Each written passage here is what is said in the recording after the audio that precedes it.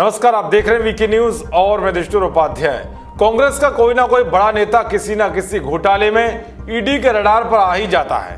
कांग्रेस की सरकार में न जाने ऐसे कितने घोटाले हुए जिनकी परतें धीरे धीरे खुलकर सामने आ रही हैं। इसी बीच संदेश साराभ घोटाला मामले में कांग्रेस के दिग्गज नेता अहमद पटेल की मुश्किलें बढ़नी शुरू हो गई हैं। प्रवर्तन निदेशालय यानी कि ईडी की टीम आज अहमद पटेल के दिल्ली स्थित आवास पर पहुंची, जहां उनसे संदेश साराभ ग्रुप से संबंधों को लेकर गहन पूछताछ की गई। संदेश साराभ ग्रुप पर हजारों करोड़ रुपए के घोटाले का आरोप है और इस ग्रुप के मालिक संदेश साराभ बंधु देश से फरार हो चुके हैं। ईडी ने यह मुकदमा 2017 में दर्ज किया था और ग्रुप की कंपनी स्टार्लिंग बायोटेक पर मुकदमे से इस मामले की शुरुआत हुई थी। अहमद पटेल संदेश साराभ बंधु के काफी करीबी हैं। अहमद पटेल के दामाद से ईडी पहले ही पूछताछ कर चुकी है। इससे पहले ईडी ने 2 बार पटेल को पूछताछ के लिए बुलाया था, लेकिन उनका कहना था कि वो सीनियर सिटीजन हैं और कोविड-19 गाइडलाइन के कारण पूछताछ के लिए नहीं आ सकते।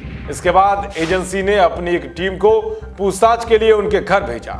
ईडी ने दावा किया है कि संदेश साराभ भाइयों ने भारतीय बैंकों को नीरव मोदी के मुकाबले कहीं ज्यादा चूना लगाया है। केंद्रीय एजेंसी के सूत्रों ने कहा है कि जांच में स्टार्लिंग बायोटेक लिमिटेड, संदेश साराभ ग्रुप और इसके मुख्य प्रमोटरों नितिन संदेश साराभ, चेतन संदेश साराभ और दीप्ति संदेश साराभ ने भारतीय बैंकों के साथ लगभग 14,500 करोड़ रुपए का फर्जीवाड़ा किया और देश छोड़कर भाग गए।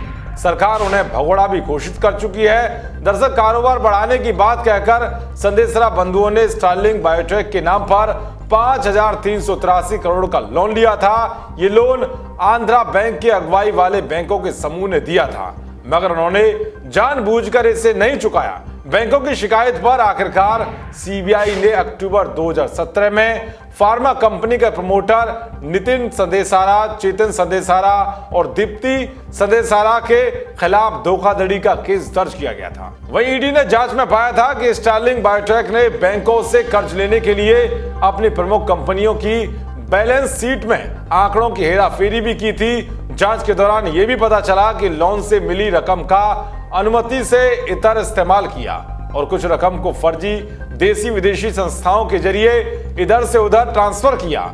मुख्य प्रमोटरों ने कर्ज की रकम न केवल नाइजीरिया में अपने तेल के कारोबार में लगाई, बल्कि इसका निजी मकसदों में भी इस्तेमाल किया गया। सूत्रों के मुताबिक इस मामले की शुरुआती जांच के दौरान तत्कालीन ईडी निदेशक कर्नल सिंह के निर्देशन में जांच आगे बढ़ी थी और ईडी ने गगन धवन नाम के शख्स को गिरफ्तार किया था। गगन धवन कांग्रेसी नेता अहमद पटेल का काफी करीबी बताया जाता है। गगन धवन को गिरफ्तारी के बाद रिमांड पर लिया गया और इस पूछताछ के दौरान अनेक अहम जानकारियां सामने आई। इसी पूछताछ के आधार पर ईडी ने अहमद पटेल के दामाद इरफान सिद्दीकी से पूछताछ की। इरफान सिद्दीकी पर आरोप है कि संदेश साराभ ग्रुप ने उन्हें दक्षिण दिल्ली के पॉश इलाके में एक मकान दिया था। ये मकान ग्रुप की कंपनी के नाम पर ही बताया जाता है। इरफान सिद्दीकी पेशे से वकील बताए जाते हैं। इस जांच के दौरान यह भी बात सामने आई कि संदेश साराभ ग्रुप अहमद पटेल के कार्यालय में काम करने वाले कुछ लोगों को अपनी तरफ से वेतन भी देता है। ईडी ने इस बाबत अनेक जगहों पर छापेमारी भी की थी। जांच के दौरान यह भी आरोप सामने आया कि नोटों से भरे हुए बैग अहमद पटेल के बेटे फैजल पटेल तक भी पहुंचाए गए थे। यही वो मामला है जिसकी जांच की आंच सीबीआई के तत्कालीन विशेष निदेशक राकेश अस्थाना तक भी पहुंची थी और ये आरोप भी लगे थे कि इस ग्रुप के निदेशकों के राकेश अस्थाना से भी अच्छे संबंध हैं। ईडी इस मामले में कांग्रेस नेता अहमद पटेल से जानना चाहती है कि संदेश साराभ बंधुओं से उनके क्या संबंध थे और इस ग्रुप को हजारों करोड़ों का लोन दिलाने में उनकी क्या भूमिका थी।